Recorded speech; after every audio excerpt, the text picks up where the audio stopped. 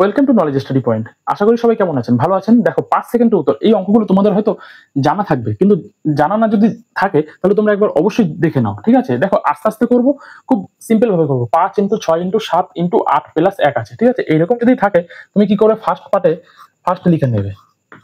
First লিখে নেওয়ার পর তুমি কি করবে, এখানে প্রথম সংখ্যা এবং শেষের আগের সংখ্যা লিখে নেবে। 5 × 8, তো 5 × 8 = 40 হয়ে গেল।